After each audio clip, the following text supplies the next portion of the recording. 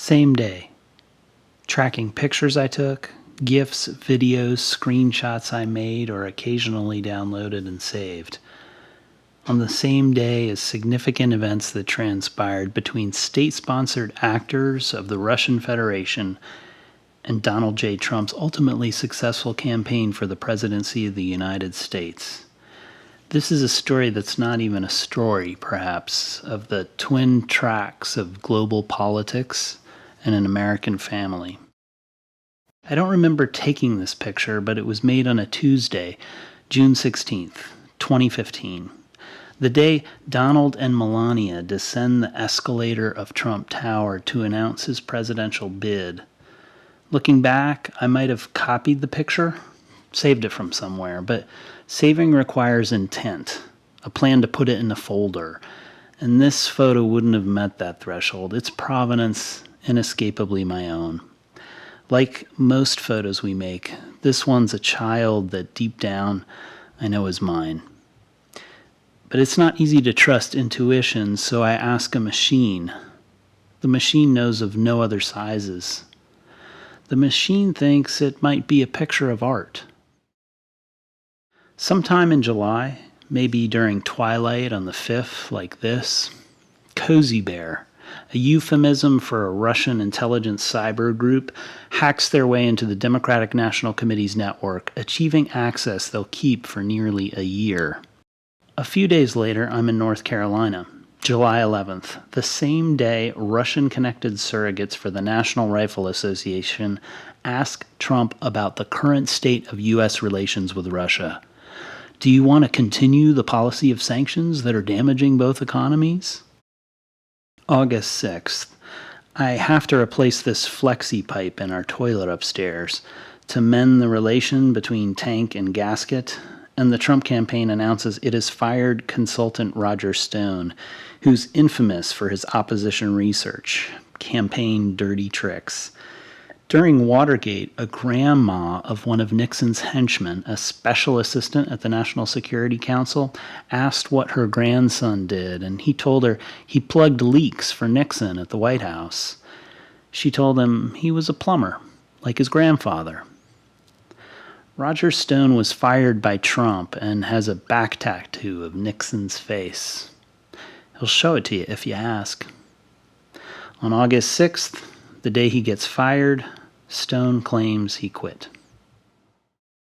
August 21st, Alabama Senator Jeff Sessions makes a surprise appearance at a Trump rally in Mobile and dons a Make America Great Again hat. Russia's state-sponsored news service, Sputnik, publishes a piece on August 24th, which quotes an interview Trump had with Fox News. "Nobody likes us. We are like a big bully.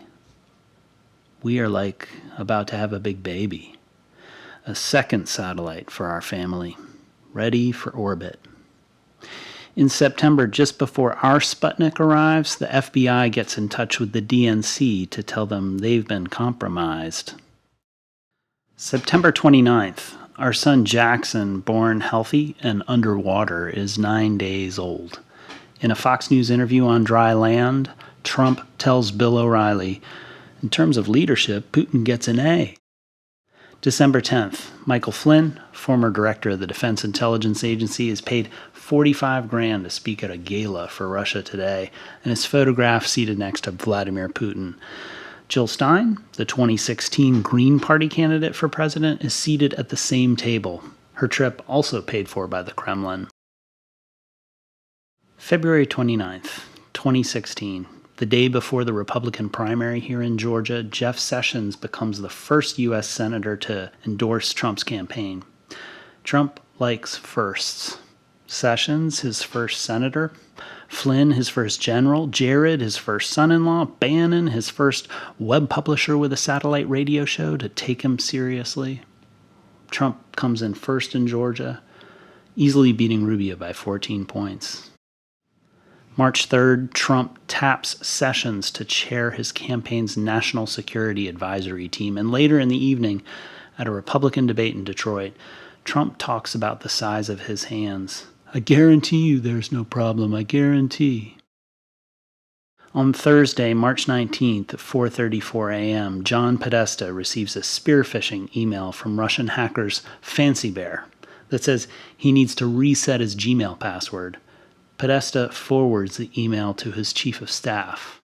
His chief of staff sends it to a DNC help desk technician who writes back at 9:54 a.m., "This is a legitimate email," when he intends to type, "This is not a legitimate email," and urges Podesta to turn on his two-factor authentication. It's like telling someone with peanut allergies, "There's no peanut butter in this jelly sandwich, but here's an EpiPen." March 28th, Paul Manafort, a political operative who made a fortune in consultancy with Roger Stone, lobbying the world's worst politicians like Marcos of the Philippines, Mobutu of Zaire. This guy is hired by Trump to whip delegates in an effort to win the Republican nomination. The same day, in an interview with the Washington Post editorial board, Trump announces that economist Carter Page will be a foreign policy advisor.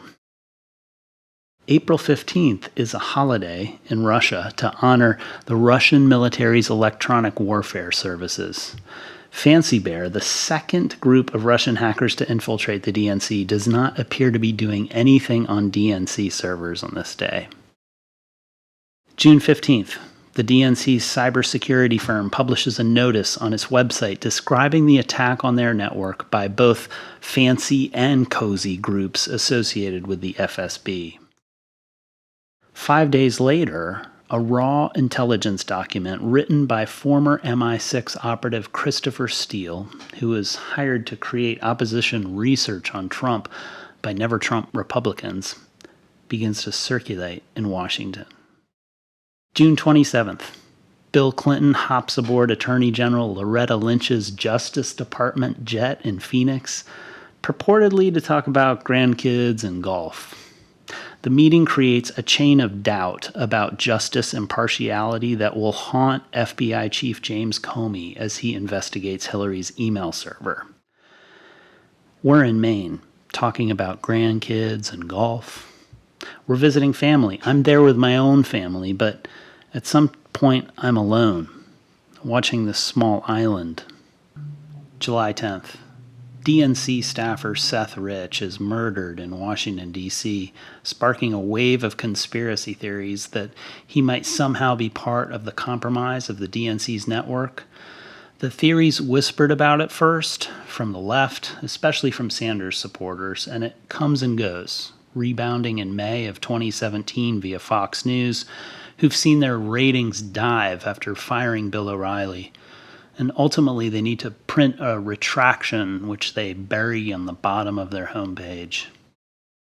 I saved both of these pictures on July 10th, 2016, behind the scenes with Avedon and Jonathan Bachman, very much on the scene in Baton Rouge. July 18th, the Republican National Convention starts, and I can't stop taking screenshots of the too fast to read live chat comments on YouTube. The comments are so fast, they're unreadable until after you take the screenshot. Each comment, a Muybridge horsehoof.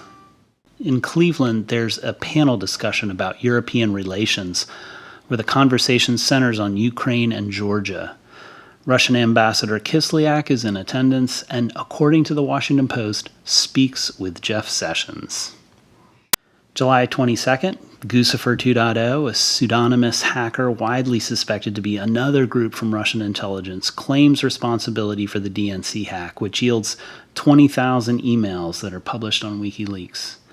While we tend to remember these emails as illuminating Democratic Party turf wars between Debbie Wasserman Schultz and the Sanders campaign, it's hard to know how many Sanders supporters decamped from the party following the revelations and ended up supporting Trump in the general election. Christopher Steele updates his company intelligence report with a new section called Russian State-Sponsored and Other Cyber-Offensive Criminal Operations. On the same day, I download this picture of a helmet made by artist Joe John Muller. The same day, the FBI announces it is investigating Guccifer 2.0's hack of the DNC. 2 days later, I'm in my car, making videos combining whatever's directly in front of me at that moment with the audio of whichever podcast might be playing. It's like trying to play catch with snowballs and a tuba. At a press conference in Florida, Trump says, "Russia, if you're listening, I hope you're able to find the 30,000 emails that are missing. I think you'll be greatly rewarded." Actually, he said, "I think you will probably be rewarded mightily by our press. Let's see if that happens." That's the end of the quote. Let's see what... So many things start with that improvisatory impulse. What would it look like to video this truck while listening to this lady swear? But you think will be perfect, and then some shit goes wrong, and all of a sudden you're fucked. How late can you be and still get on the truck? How late? Where the heck is this truck going? On July 30th, Sputnik and RT launched false stories about the U.S. airbase at Incirlik, Turkey being overrun by terrorists. The next day, my dad sends me a photo of him teaching cadets aboard the tall ship Eagle, the Coast Guard Academy's training vessel. It's a small picture, pixelated, hard to make out the details. My dad, who was in their shoes in 1966, is still pointing, still in charge. The ship lists in his direction. On CNN, Sessions defends Trump's desire to reach out to Russia. "Donald Trump is right. We need to figure out a way to end this cycle of hostility." August 9th is delivered, and Mike Flynn signs a contract for nearly $600,000 to discredit Fethullah Gulen, a cleric in Pennsylvania whom Erdogan believes is behind the failed coup in Turkey. 3 days later, Sergei Ivanov, chief of staff for Putin's presidential executive office in the Kremlin, is fired. He's the Kremlin's most outspoken critic against Russia's hacking efforts, and he grew afraid of the blowback from news reports that Russia was trying to pit Sanders supporters against Clinton's while encouraging Trump's. August 14th, Paul Manafort goes on CNN and talks about the fake terrorist attack on the U.S. base at Incirlik, citing it as fact. Jackson's crawling like a crab with a pulled hammy. While there's no connection between how our son resembles a bottom-feeding ocean dweller and what Paul Manafort says when he goes on live television, putting the two together feels unavoidable, really. 3 days later, Trump receives his first security brief. Alex stumbles toward her first day of pre-K. August 19th, Manafort is fired, his role usurped by Steve Bannon and Kellyanne Conway. Somehow, the dog is always one step ahead. August 21st, Roger Stone presciently tweets about the release of emails hacked from John Podesta. "Trust me, it will soon be Podesta's time in the barrel." September 5th, a quote. "We've never had the nominee of one of our major parties urging the Russians to hack," Mrs. Clinton says in a news conference. "I want everyone, Democrat, Republican, Independent, to understand the real threat that this represents." September 8th, Kislyak meeting with Jeff Sessions again. October 7th, at 4:05 p.m., the Washington Post breaks the Access Hollywood tape, and at 4:32, WikiLeaks follows up with its first batch of Podesta's emails, which include transcripts of paid speeches Mrs. Clinton gave to Wall Street. The difference in the timed release of both of these stories is 28 minutes. I heard it was 2 hours, but I went back and checked. 28 minutes separated the stories that spiked disapproval ratings for both candidates. October 11th, at a rally in Panama Beach City, Florida, Trump says, "This election will determine whether we remain a free country or we become a corrupt banana republic controlled by large donors and foreign governments." 2 days before the election, Jackson wanders down the driveway and becomes the kind of metaphor it'll take me until next spring to understand. A future president behind bars? The day before America votes, 19.5% of Russian gas conglomerate Rosneft is sold for $11 billion. The transaction is passed through a network of shell companies, and ownership is hard to trace. On the morning of the election, Sergei Krivov, an official at the Russian consulate in New York, is found dead. Blunt force trauma to the head. NYPD is in contact with the embassy and quickly closes their investigation, saying no criminology suspected, natural causes, but the medical examiner disagrees and keeps the case open. On the same day, Flynn publishes an op-ed in The Hill that advocates improved relations between Turkey and the U.S. and calls Mr. Gulen a shady Islamic mullah. 3:12 a.m. The Times notification arrives. I don't want to press home to unlock. My cousin Shari and I have been trading screenshots of notifications on our phones, a kind of attention deficit home button plus power button game where points are accrued if you make the screenshot now, or now, or now. On December 9th, a month into the transition, the CIA tells Congress that the intel community concludes Russia didn't just conduct cyber attacks during our election. They did it to assist Donald Trump in winning the presidency. Our daughter stumbles while dancing with an American flag to Don't Let Me Down, which is as literal as it is a solid metaphor.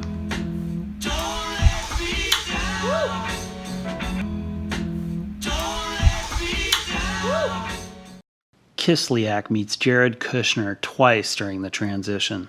The first time during the first week of December at Trump Tower, and Flynn is there too.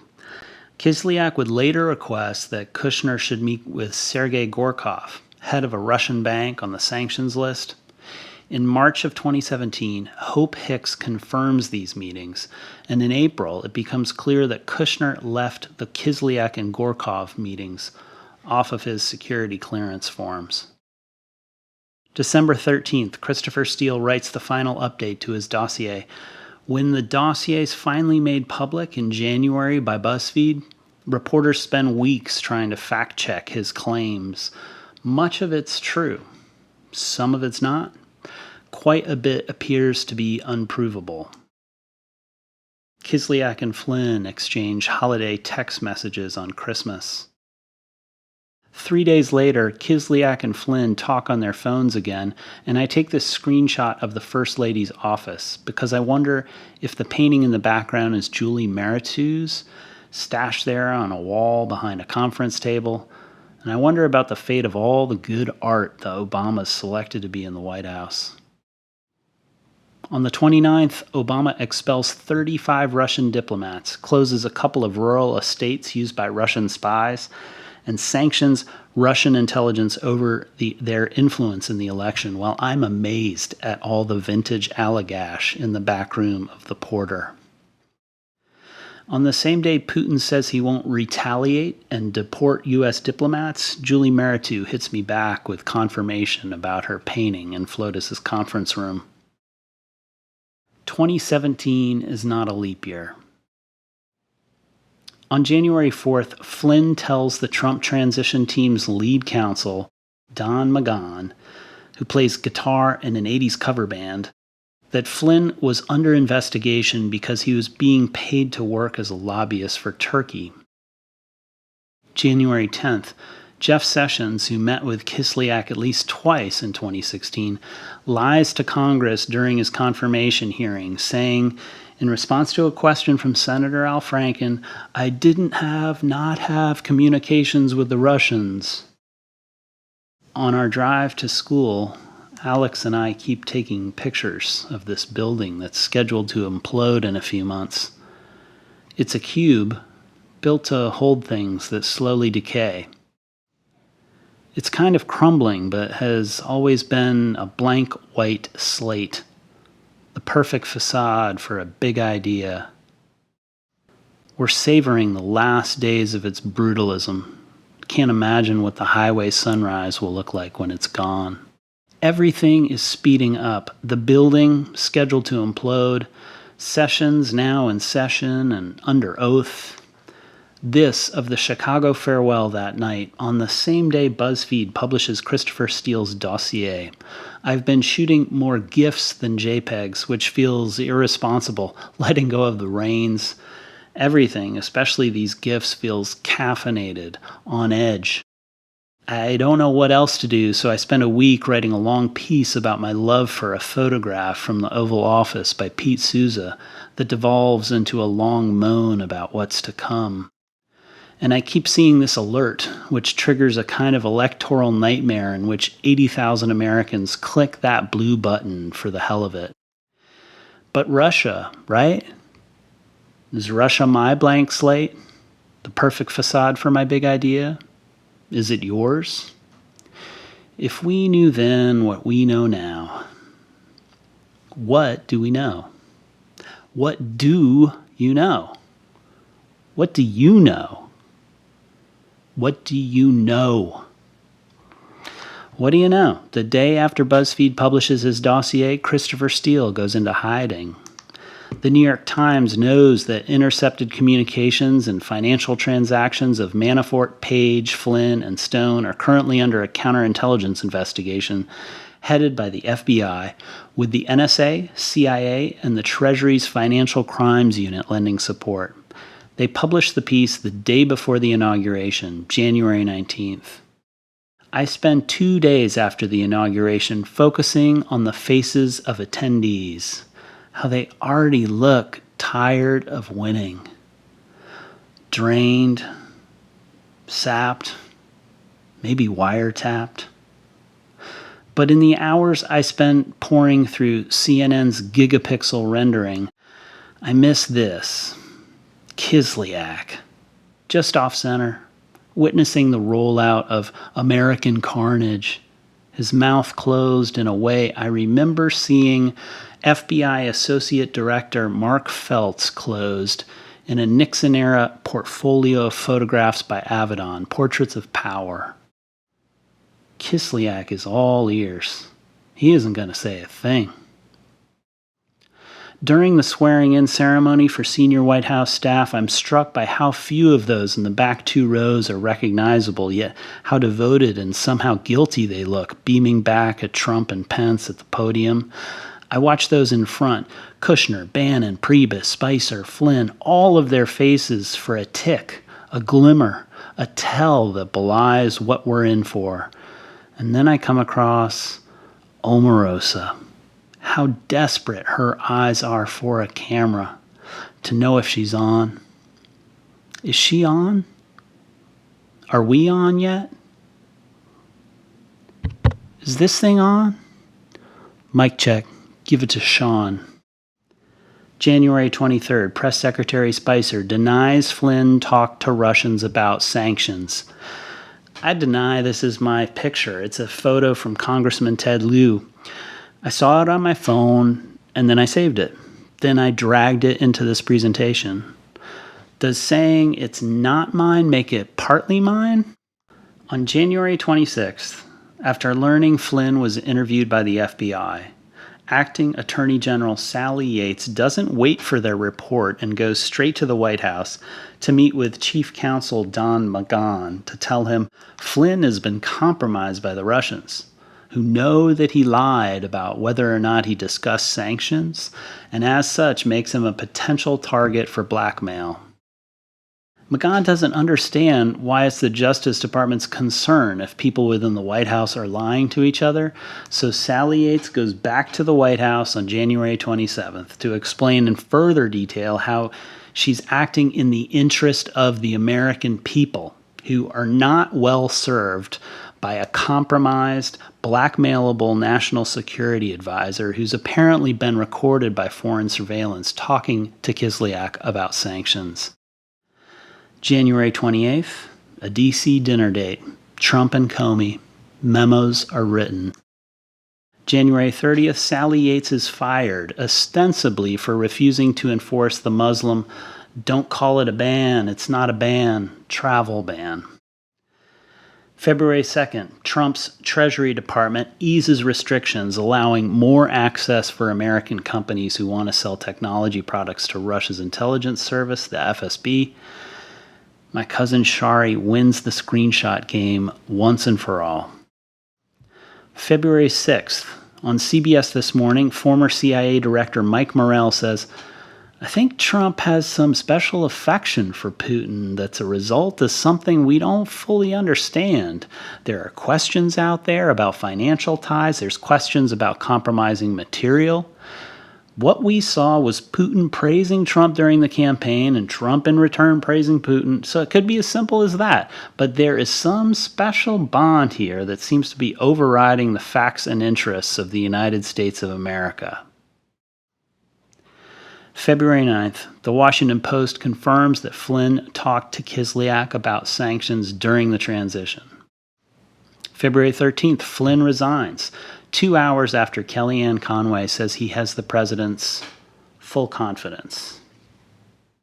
Russia. 3 days later, Trump says Russia 37 times during a press conference, so I edit all of them together. Russia. Just Russia, 20 Russia. Russia. Hillary, Russia. February 18th. In a brainstorm that neither of us are sure will lead anywhere, my wife and I, each overwhelmed in our own way by the strength and velocity of the day's news, begin to make songs out of pull quotes, verbatim from that day's headlines.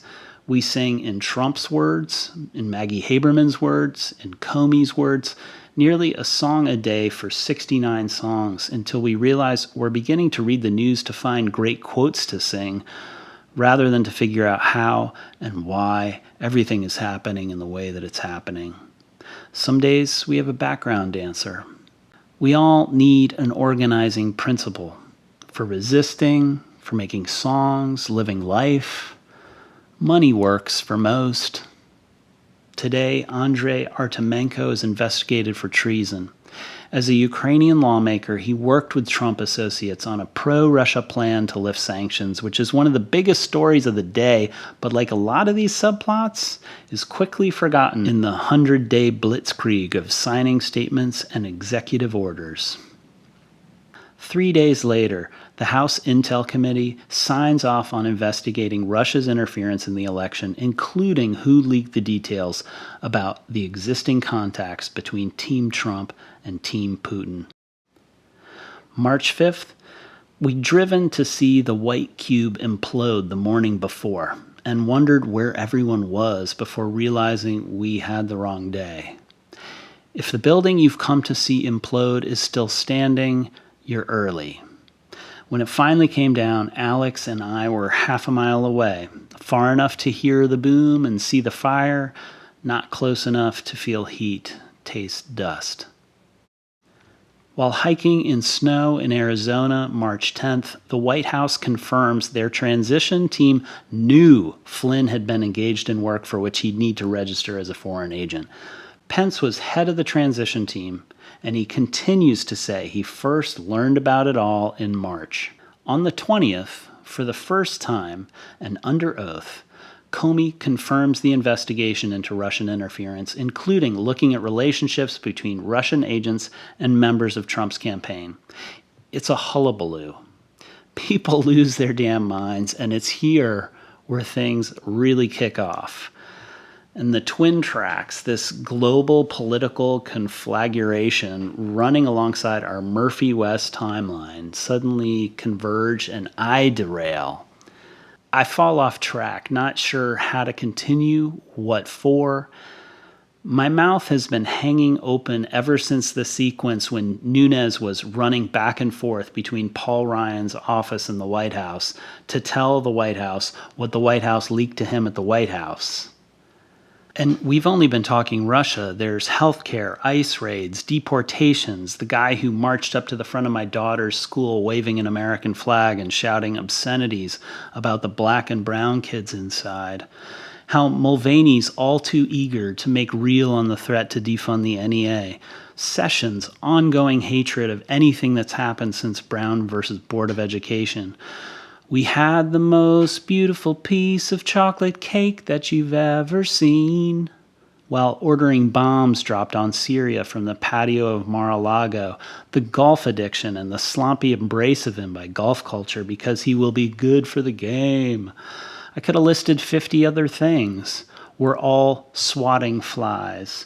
And while this screenshot of photographers angling to get the best pic they can of Comey on March 20th isn't particularly insightful, it shows the blood in the water frothiness that still exists now at the end of May. For a while there, I was running downhill, feeling I could make something from nothing, combine my family's experience since June 16th, 2015, in a way that might make the larger story feel more real. An experiment in creating relevance, personal understanding, that every detail was so important and necessary, worthy of attention, that it's a duty as a citizen to keep up with what might go down as the implosion of the America I've known. Who's going to tell the kids? Who's going to sit down with my son and daughter and tell them how it happened? What was the first bow to break? Who knew what and when did they know it? When they ask, did you march? I can say, we did. When they ask, what did you do to stop it? I can say we tried to understand it in the way we could by paying attention until even that seemed impossible. And there was one night where we told a few people what that was like and hoped it might mirror or reflect or absorb their own experience so they might realize we're all in this together, however divided or united or undone. As I write this now, May 23rd, we're less than a day away from 22 dead in Manchester, England, killed because a man believed in something so strongly he believed in nothing else. Not life, nor love, nor anything real this world can offer. He took 22 with him as an offering to an idea. Tonight, in a leaked transcript of a phone call between the U.S. president and the president of the Philippines, Trump congratulated Duterte on his handling of the drug problem. Duterte has used extrajudicial mobs to kill 9,000 dealers and users, often in broad daylight on the streets of Manila. He murders his own citizens as an offering to an idea. Some days things happen and there are no pictures.